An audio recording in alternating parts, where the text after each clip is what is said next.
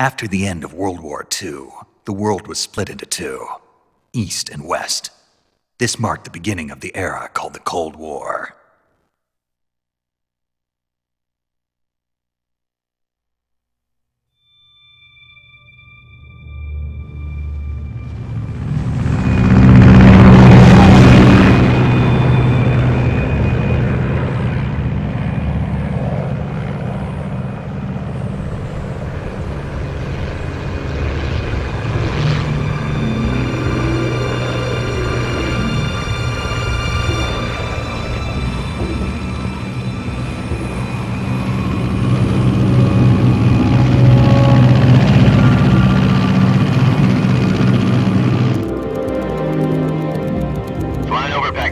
Altitude 30,000 feet. Approaching Soviet airspace. 20 minutes to drop off. Commencing internal depressurization. Equipment check. Arm main parachute. All right. You ready to go? Drop zone still showing a high pressure mass. Cav okay. Good. We've got high visibility.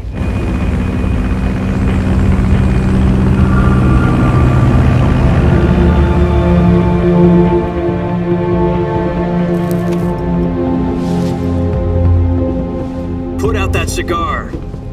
Connecting oxygen hose to interior connector. Put on your mask.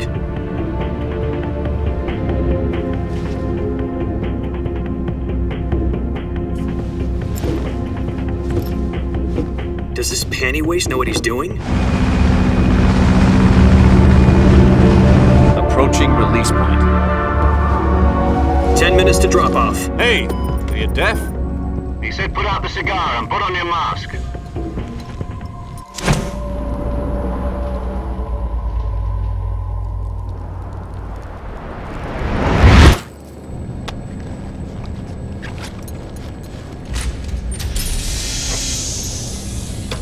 Depressurization complete. Checking oxygen supply. 6 minutes to drop off. Opening rear hatch.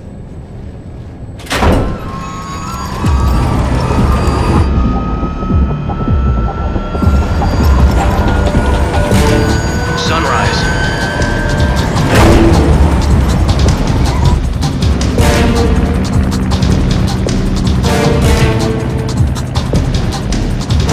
External temperature minus 46 degrees Celsius. 2 minutes to drop off. Stand up. You'll be falling at 130 miles per hour. Try not to get frostbite from the wind chill. 1 minute to drop off. Move to the rear. Activate bailout model. This is one for the history books. The world's first halo jump. 10 seconds to drop off. Stand by. Status okay. All green. Prepare for drop off. Countdown. 5, 4, 3, 2, 1. Spread your wings And fly. God be with you.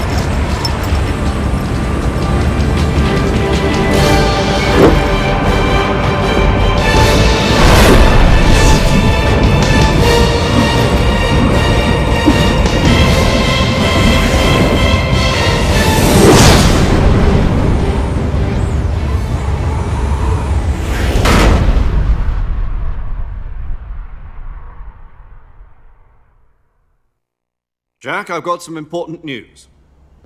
The head of the CIA has finally given us the green light for the virtuous mission. Virtual mission? No, the virtuous mission. The future of our Fox unit depends on it. If it succeeds, we'll be officially organized into a unit. Virtuous mission? Sounds like some kind of initiation ritual. You know, don't get cocky. This isn't a training op. Right. So what exactly is this wonderful mission?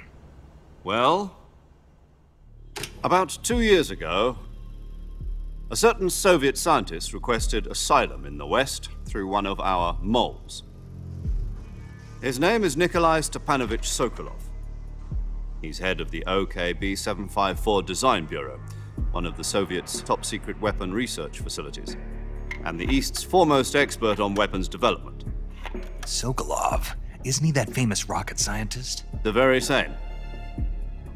On April the 12th, 1961, the Soviets achieved the first manned spaceflight in history. The Earth was blue, but there was no God. Well spoken. The rocket that carried Yuri Gagarin into orbit was the A-1, known as the Vostok rocket. Sokolov is said to be the man most responsible for the multi-engine cluster used in that rocket. After Gagarin's flight, Sokolov left rocket development to become the head of the newly established Design Bureau. From a lowly technician to head of a design bureau, that's quite a success story, so why do you want to defect? It seems he'd become afraid of his own creations. Afraid? Call it a crisis of conscience. And for that, he left his country and his family behind and went over the fence? Not exactly. One of his conditions was that his family was also to be taken safely to the west. We used a mole to get the family out first and succeeded in sneaking Sokolov over the Berlin Wall shortly afterwards. I was the one who conducted the operation. The security on the eastern side was still full of holes back then. Then what? We got Sokolov over in one piece, but the whole ordeal had left him exhausted, and we checked him into a hospital in West Berlin. It took him 2 weeks and more than 600 miles to get from the research facility in the Soviet Union to Berlin. He was in no condition to say anything coherent. And it was only a week later that we had something much bigger on our hands. The Cuban Missile Crisis. October the 16th, 1962, President Kennedy received word that the Soviets were in the process of deploying intermediate-range ballistic missiles in Cuba. The President demanded that the Soviets dismantle and remove the missiles. At the same time, he announced a naval blockade to prevent further missile shipments from reaching Cuba. But the Soviets didn't back down, instead placing their armed forces on secondary alert. Soviet transport ships carrying missiles continued on course towards Cuba. US and Soviet forces went on alert for an all-out nuclear war. Frantic negotiations were conducted through the UN's Emergency Security Council and unofficial channels to end the hair-trigger standoff. Finally, on October the 28th, the Soviet Union agreed to remove its missiles from Cuba. And so the world avoided a nuclear holocaust. But in order to get the Soviets to pull their missiles out, we had to make a deal. You mean the one where the US agreed to remove its IRBMs from Turkey? No. The Jupiter IRBMs deployed in Turkey were obsolete, and we were going to get rid of them anyway. They had no strategic value whatsoever to either the US or the Russians. The Turkey deal was a ruse, a cover story that was fed to the other intelligence agencies around the world. So what did the Russians really want? Sokolov. They wanted us to return Sokolov. You mean the Soviets pulled out of Cuba just to get their hands on Sokolov? That's right. What the hell was he working on? At the time, we had no idea. We were running out of time. It was either give up Sokolov or risk full-scale nuclear war. In the end, we had no choice. President Kennedy gave in to Khrushchev's demand. The next day, I got Sokolov out of the hospital, handing him over to agents on the eastern side. Sokolov kept on screaming, "Save me," until he disappeared from my sight. Then a month ago, we received some new information from one of our moles. About Sokolov? Yes. He was taken back to the research facility and forced to continue working on the weapon in question under KGB supervision.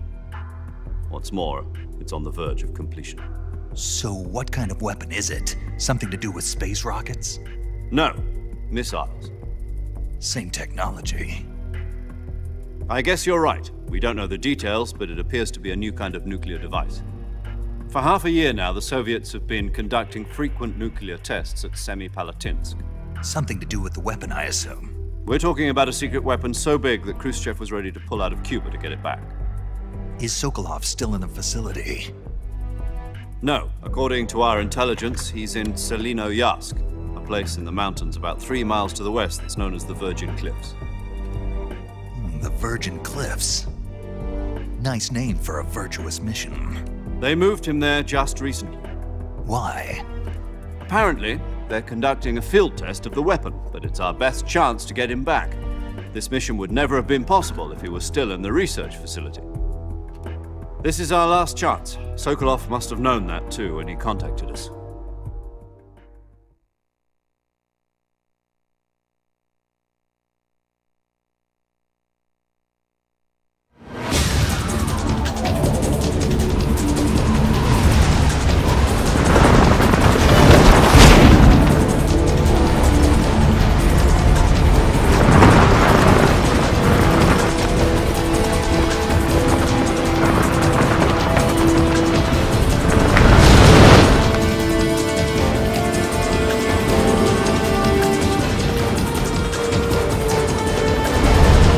Listen up, Jack. Your mission is to infiltrate Selino-Yask in the Soviet mountains, ensure the safety of Sokolov, and bring him back to the West.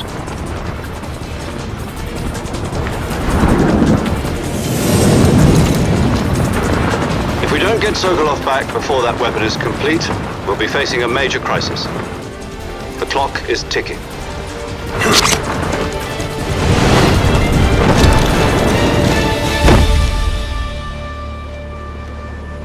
Once we've confirmed the rescue of Sokolov, stand by at the recovery point.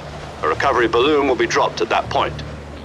Helium will be pumped into the balloon to inflate it. The process takes about 20 minutes. Once it's complete, the gunship's arm will latch onto the balloon and pull it up. The Fulton surface-to-air recovery system. I'm familiar with the theory. Take it easy. It's been combat-proven. Do you think Sokolov is up to it? The shock will be less than during a parachute jump, and the arm can handle up to 500 pounds. So you're planning on going over the border in a single combat Talon? She's equipped with two 6-barrel 20mm Vulcan cannons, as well as two 40mm machine guns. Sounds like she could hold her own against a battalion of tanks. Even with the fuel in the reserve tank, we're facing a 4-hour time limit. If all goes well, it shouldn't take more than a few hours. Home in time for dinner. But if anything goes wrong, you'll be eating dinner, breakfast, and all the rest of your meals in the jungle.